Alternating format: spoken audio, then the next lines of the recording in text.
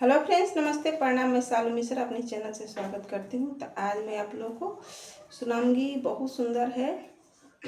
आप लोग यूट्यूब पर पहली बार सुने होंगे हमारे अंदाज से, लेकिन नहीं सुने हैं हम। तो आइए सुनाते हैं। कृष्ण जी के जन्म उत्सव पर एक गीत गाया जाता है। तो आइए आप लोग सुनिए। जैसा भी लगे कमेंट में ज़रूर बताना। बहुत अच्छा गीत है। बंसिया जे बाजे श्री वृंदावन जसोदा जी के आंगन, जसोदा जी के आंगन होए लालन बंसिया सब दवा जिया रस लेताया नींद आवे हो। ए लालन बंसिया सब दवा जिया रस लेता आँखियों ना नींद आवे हो। बंसिया जे बाजे ओ श्री वृंदावन जसोदा जी के आंगन हो। ए लालन बंसिया सब दवा जिया रस लेता आँखियों ना नींद आवे हो। अब रजा जसोदा अपन लालनवा तो काहे लगी आंगनवा ओइले, काहे लगी आंगनवा ओइले हो।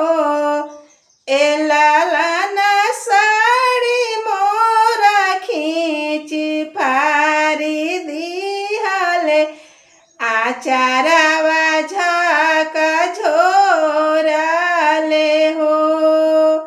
ए लालन साड़ी मोरा खींच फारी दिहले, आचारवा झक झोरले हो।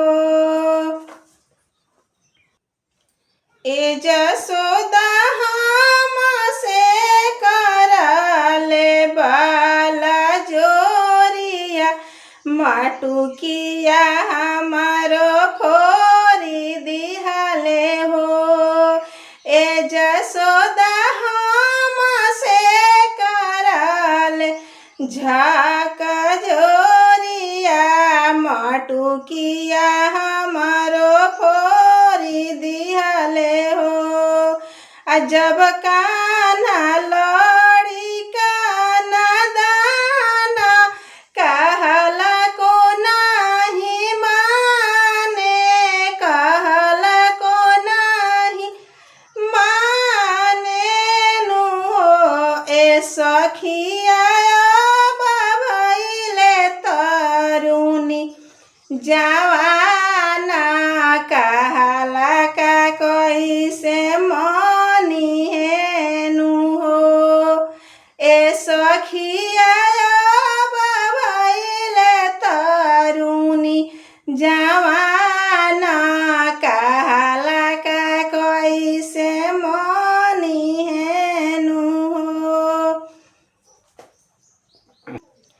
छोड़ी दे हुई सिया से मिसिया, नाए नवा भर काजर हो।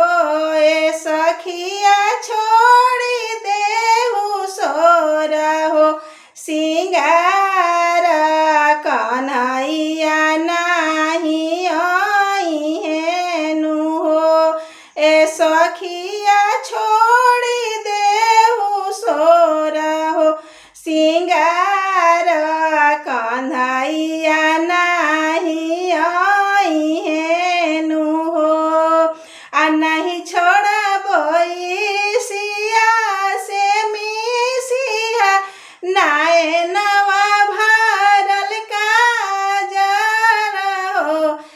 जसोदा रुचि रुचि करबो सिंगार कन्हैया मनवा मोहाबहो ए जसोदा रुचि रुचि करबो सिंगार कन्हैया मनवा मोहाबहो एक ओरी रोपबो अशोक गछिया एक ओरी कदम गछिया एक ओरी कदम गछिया हो ए ललन ताही बीच जोड़बो सनेहिया जोड़त बड़ा निक लागे हो ए लालन ताही बीच जोड़बो सनेहिया जोड़त बड़ा निक लागे हो।